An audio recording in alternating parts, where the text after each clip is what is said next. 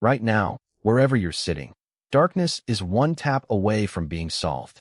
A switch, a phone screen, a streetlight through the window. You've probably never spent a single night of your life in real, uninterrupted darkness. Not the movie kind. The kind where you genuinely cannot see your own hand. So try this. Picture someone lying beside a fire tens of thousands of years ago, watching it burn down to a few orange coals. No flashlight in a bag nearby. No matches. No neighbor's porch light leaking through the trees. Just the fire getting smaller. That's a simple question, right? What did they do when it went out? Make another one. Obviously. Except, what actually happened next? Let's start with the part of the story we think we already understand, and then let's watch it fall apart. For most of human history, just make another fire was not obvious at all. Fire is not a light switch. It's not even really an object. It's closer to a living relationship, something you feed, something you watch, something that can die if you stop paying attention to it. And the moment it goes out, you don't just lose warmth. You lose several different things at once, and some of them are much harder to replace than others. We know, from decades of careful excavation, that humans and their ancestors were interacting with fire far earlier than most people assume. In South Africa's Wonderwerk cave, deep inside a cavern more than 100 meters from daylight, researchers have found ash from burned grass and fragments of scorched bone dating back roughly 1 million years. Some recent luminescence studies push signs of repeated burning in that cave even earlier, into the range of 1 to nearly 1.8 million years. That fire was almost certainly Homo erectus, not modern humans. And here's the detail that matters. The leading interpretation isn't that they were striking sparks from stone. It's that they captured a burning branch from a natural wildfire outside and carried it into the cave, keeping it alive once they got it there. That single detail should already be reshaping how you think about this. The earliest fire users on record may not have been fire makers at all. They were fire keepers. And keeping a fire alive turns out to be a very different skill than starting one from nothing. Here's the complication. Even once humans could reliably keep a flame going, the archaeological record shows something surprising. For a long stretch of time, that fire wasn't necessarily part of daily life everywhere, all the time. Two archaeologists, Wonderwerk and Paula Villa, spent years reviewing hundreds of sites across Europe dating between about 1.2 million and 40,000 years ago. Their conclusion was blunt. Early human species were surviving in genuinely cold parts of Europe for hundreds of thousands of years without habitually using fire. Not because they'd never seen it. Because reliable, everyday, campfire every night fire use appears to become common only from around 400,000 years ago onward. Which means for an enormous stretch of our evolutionary past, fire wasn't a guaranteed part of the night. Sometimes it just wasn't there. So what changed around 400,000 years ago? This is where it gets interesting, because the evidence stops being about whether fire existed and starts being about whether fire could be maintained on purpose, in the same spot, again and again. At Qesem Cave in Israel, occupied between roughly 420,000 and 200,000 years ago, archaeologists found something remarkable. A large hearth, over 4 square meters, sitting at the center of the cave, rebuilt and reused in that exact location for tens of thousands of years. Layer after layer of ash, each one representing a separate episode of burning, stacked directly on top of the last. Around it, different tools clustered for different jobs, cutting tools close to the fire, heavier butchering tools further away. That's not an accident. That's a floor plan. This is the moment the story reframes itself. A hearth like that isn't just a fire. It's infrastructure. It's a piece of the landscape that a group of humans built, defended, and returned to generation after generation, the same way you might return to a kitchen. But infrastructure has a weakness. It has to be maintained, or it stops existing. So let's go back to that person by the dying fire. What were their actual options?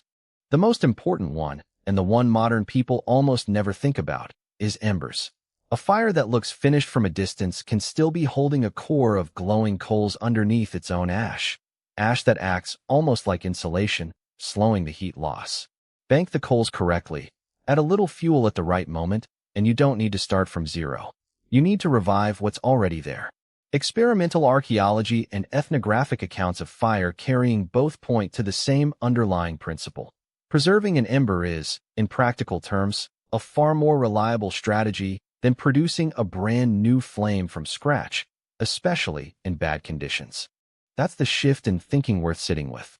Fire, for most of human history, may not have been something people made. It was something people kept.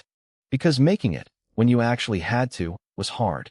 Deliberately generating fire, not finding it, not stealing it from a lightning strike, but producing it on demand through friction or sparks, required a very specific set of resources lining up at the same time.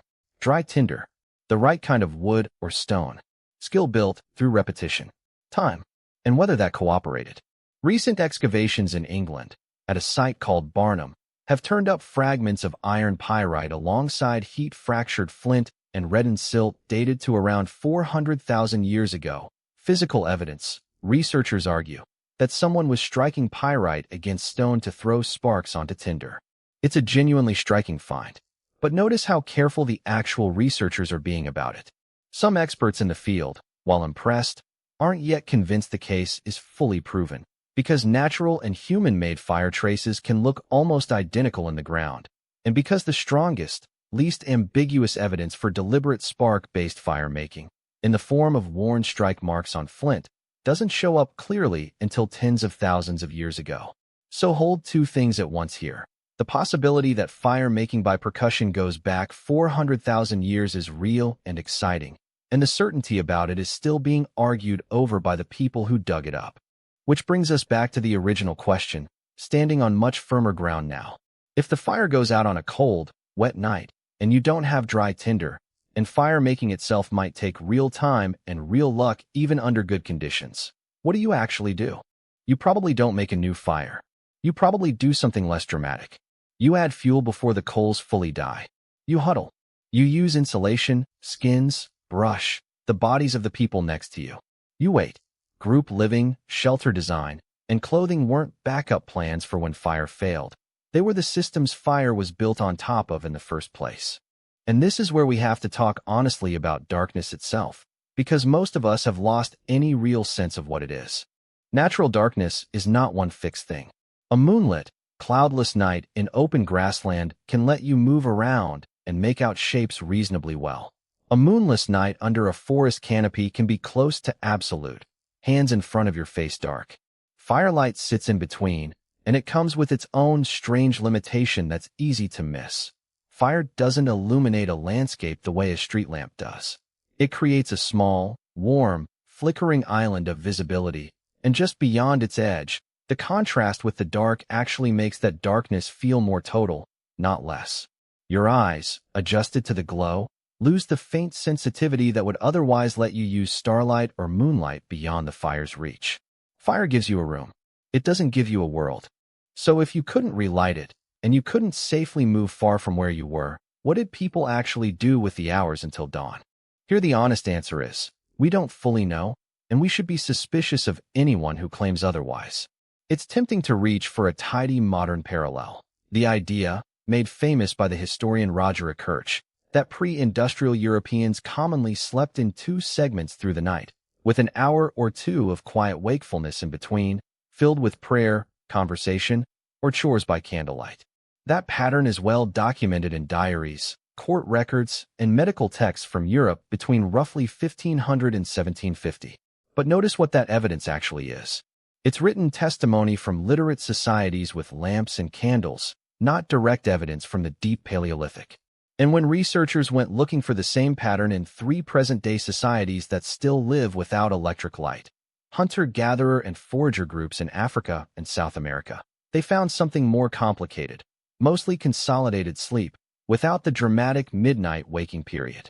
So the honest picture is that human sleep near natural darkness is flexible, shaped by season, latitude, and culture, and a single universal, ancient nighttime routine is probably a myth we shouldn't hand you as fact.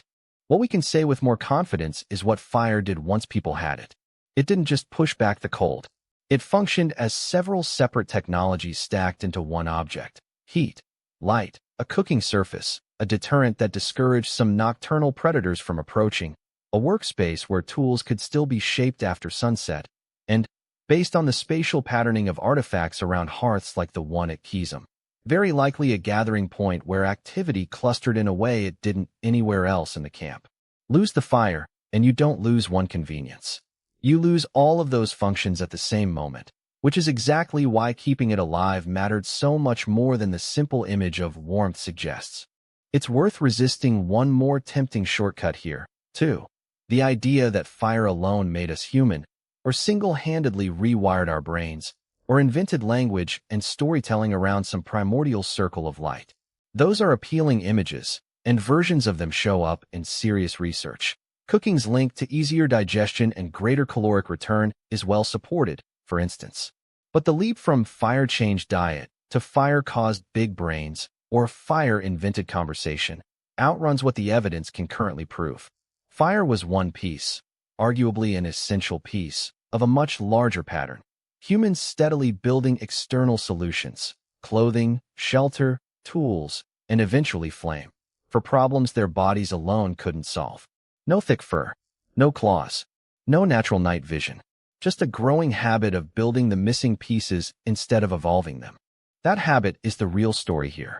Long before agriculture, long before cities, a hearth that gets rebuilt in the same spot for 10,000 years is already evidence of something quietly enormous. A species that had stopped simply accepting the night as it found it and started negotiating with it instead. Which brings us back to you, tonight, and the switch on your wall. When you flip it, you're not just turning on a light. You're standing at the far end of a chain that runs back through oil lamps and tallow candles and torches and carefully banked embers, all the way to someone crouched in the dark a million years ago, guarding a stolen piece of wildfire like it was the only thing standing between their camp and total darkness.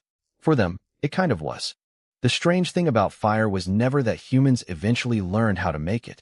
It's that, piece by piece, we learned to make the night itself negotiable. So the next time a room lights up with the flick of a finger, it might be worth a second of thought for how impossibly lucky that flick would have looked to almost everyone who ever lived before you. And maybe ask yourself this: what other ordinary piece of your day would leave an ancient human completely speechless?